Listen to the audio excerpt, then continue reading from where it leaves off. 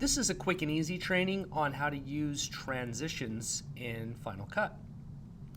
So come down here to my dock and I pop Final Cut open. I don't have a library open, so I've already created one. In this case, I created a library called Nashville Chicken. If for some reason you needed a new library, you would come up here, you go File, New. In this case, I'm going to open up Nashville Chicken. There is no other libraries open, which is a good thing. So Nashville Chicken is open now. I have my library.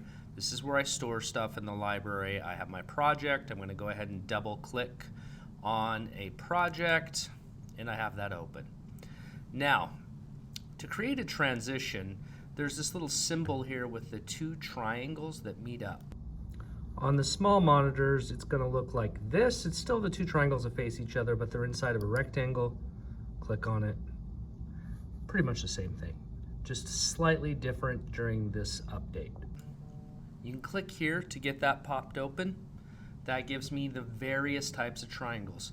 It looks really similar to the filters. We'll talk about filters later, but transitions is all we need right now. So the transitions is just how you get from one shot to another. So up here I have this thing with the pegboard on the wall where the cables and stuff are handled. This here says adding HDR clip. I'm just going to say OK.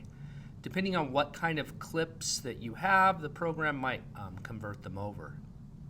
Now see, this is kind of a long looking deal here. So I'm going to come over to this little movie symbol.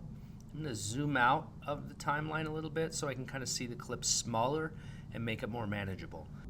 On the small monitors, it's down here. You're adjusting it like this. Changes how you view the timeline. You can zoom way out, zoom way in. Here I can zoom out or zoom in. It doesn't change the actual clip, it just changes how you see the clip and makes editing a little easier. So in order to have a transition from one clip to another clip, I have to put another clip in my timeline. So I'm going to take and drag this clip next to the first clip that I did. Again, it's asking me about converting, adding HDR clip to SDR project. So now I have two clips in order to do a transition. This one is called a 360 bloom. So I'm going to put the 360 bloom right there in between the two clips. It's going to ask, do I want to create a transition? Boom, I've got a transition. So let me see how this looks. Right now. So where can you find it? The new. There, that gave me the bloom. Say I don't like it, I can click on the clip, I can delete it. Or I can hit Command Z, just undo what I did. You can kind of mess with the clip and the length and stuff. If you ever accidentally double click on a transition, you'll end up with this thing on here, a transition editor. You just double click on it again to get out of it. This particular one doesn't appear to be all that editable, so I can just kind of leave it how it is. You can see I can't drag and make it go longer. I'm going to click on that clip, I'm going to delete it. I'm going to come over here, see they have the different categories, dissolve, light style, movement style, so maybe I'll do a movement one. I'm going to do a multi-flip. My advice with transitions is, since we're mostly doing short films, don't overdo it. It gets kind of distracting if your transitions are too dramatic. Boom. So that flipped between the two clips. That was kind of cool looking.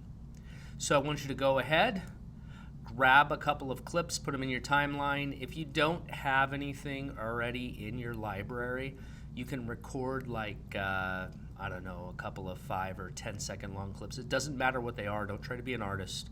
Just get a couple of clips into your library, then get them drugged down into your timeline, and then put a transition in between them.